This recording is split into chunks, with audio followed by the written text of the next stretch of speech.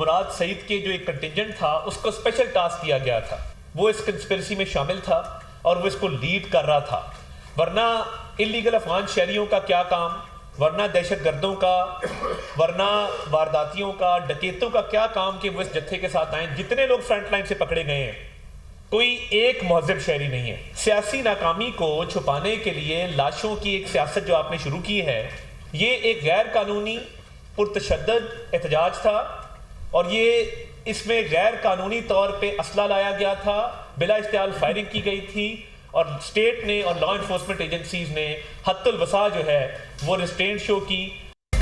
مراد سعید وزیر اعلیٰ ہاؤس پشاور میں روپوش ہے۔ مراد سعید باقاعدہ احتجاج میں شریک تھا، 7 تربیت یافتہ جتھے تھے۔ مراد سعید کو اسپیشل ٹاسک دیا گیا تھا، ان کا مقصد لاشیں گرانا اور امن و امان خراب کرنا تھا۔ پوری دنیا میں احتجاج کرتے ہیں لیکن کہیں AK-47 دیکھی ہے؟ یہ جدید اسلحہ اور گلیلے بھی لے کر آئے۔ احتجاج میں 45 بندوقیں برآمد کی ہیں۔ اندھادھند فائرنگ مظاہرین کی جانب سے کی گئی۔ تحریک انصاف کے احتجاج میں 37 افغان شہری تھے۔ اپنی ناکامی چھپانے کے لیے جھوٹی کہانیاں بنائی گئی۔ شرمندگی مٹانے کے لیے لاشوں کے حوالے سے جھوٹا پروپیگنڈا کیا جا رہا ہے۔ مظاہرین کے سامنے کھڑے ہونے والے کسی اہلکار کے پاس اسلحہ نہیں تھا۔ کوئی ایک ویڈیو دکھا دیں جس میں سیدھی فائرنگ ہوئی ہو۔ عطا تارڑ کا PTI کو چیلنج، ریاست کبھی گھٹنے نہیں ٹیکتی، ریاست کا کام ہی عملداری نافذ کرنا ہوتا ہے۔ کرم میں کوہرام مچا ہوا ہے لیکن ساری توجہ سیاست پر ہے۔ احتجاج میں فرنٹ لائن پر پکڑا جانے والا کوئی ایک مہذب شہری نہیں۔ جرائم پیشہ افراد کو پیسے دے کر لایا گیا۔ وزیر اطلاعات عطا تارڑ کی نیوز کانفرنس۔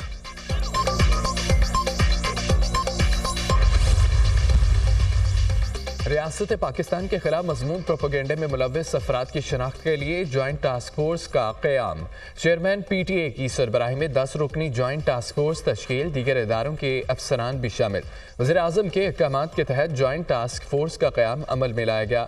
حالیہ دنوں میں دہشت گردی کے واقعات کے پیش نظر ریاست پاکستان اور سیکیورٹی فورسز کے خلاف گمراہ کن پروپیگنڈا جاری۔ چیئرپرسن عناصر سیکیورٹی فورسز کے حوالے سے گمراہ کن پروپیگنڈے میں ملوث ہیں۔ جوائنٹ ٹاسک فورس حالیہ احتجاج کے پیش نظر جھوٹا پروپیگنڈا کرنے والے عناصر کی نشاندہی کرے گی۔ ٹاسک فورس 10 روز میں سفارشات مرتب کر کے حکومت کو پیش کرے گی۔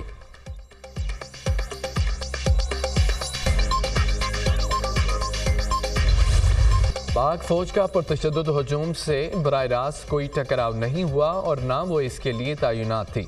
پولیس اور رینجرز نے پرتشدد ہجوم کو منتشر کرنے کے لیے مہلک اسلحے کا استعمال نہیں کیا۔ PTI احتجاج اور اس کے خلاف کارروائی پر وزارت داخلہ کا بیان سامنے آ گیا۔ مظاہرین نے سنجانی کے بجائے اسلام آباد کے ریڈ زون میں داخل ہو کر قانون کی خلاف ورزی کی۔ 1500 شرپسند براہ راست مفرور اشتہاری مراد سعید کے ماتحت سرگرم تھے جو خود بھی ہمراہ تھا۔ احتجاج میں تربیت یافتہ شرپسند اور غیر قانونی افغان شہری بھی شامل تھے۔ PTI نے سوشل میڈیا پر ایک منظم پروپیگنڈا شروع کر رکھا ہے۔ مبینہ ہلاکتوں کی ذمہ داری قانون نافذ کرنے والے اداروں پر ڈالنے کی مذموم کوشش کی جا رہی ہے۔ وفاقی دارالحکومت کے اسپتالوں کی انتظامیہ نے ہلاکتوں کی تردید بھی کی۔ پرتشدد مظاہرین نے ڈیوٹی پر مامور اہلکاروں کو نشانہ بنایا۔ اسلام آباد میں چیک پوسٹ پر ڈیوٹی پر متعین 3 رینجرز اہلکاروں کو گاڑی چڑھا کر شہید کیا گیا۔ پرتشدد مظاہرین نے ایک پولیس اہلکار کو بھی شہید کیا۔ قانون نافذ کرنے والے اداروں کے 232 اہلکار زخمی بھی ہوئے۔ سیف نے جو کہا ہے کہ جی یہ عجیب سی بات انہوں نے کہی نا کہ خان صاحب نے کہا کہ سنجانی پہ بھی آپ بیٹھ سکتے ہیں، تو یہ بات پہلے کرنی چاہیے تھی تاکہ سب ورکروں کو پتہ ہوتا اور پھر اس پہ بات چیت ہوتی۔ اگر کوئی وزیر یا کوئی وہ اگر وزیر اعلیٰ کے خلاف بیان دیتا ہے تو یہ یعنی کہ ایک ایڈوائزر وہ کیسے بیان دے سکتے ہیں وزیر اعلیٰ کے خلاف جبکہ وہ اس کا ایڈوائزر ہو؟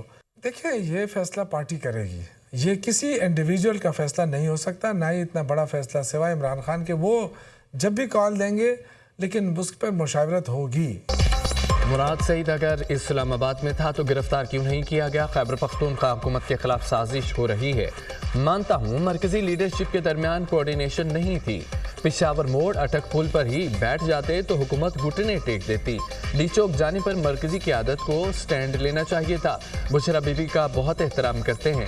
फैसले अब पार्टी करेगी, जमात में कोई फैसला फर्द वाहिद नहीं करेगा, ना किसी का प्रेशर बर्दाश्त करेंगे।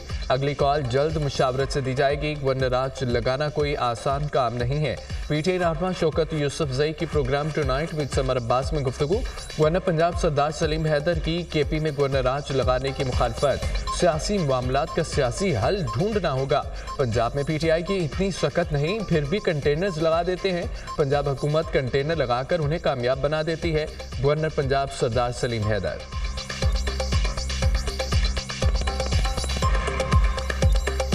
पीपल्स पार्टी ने कभी भी गवर्नर राज या इस तरह के गैर जमहूरी जो तरीके हैं उनकी कभी हमायत नहीं की।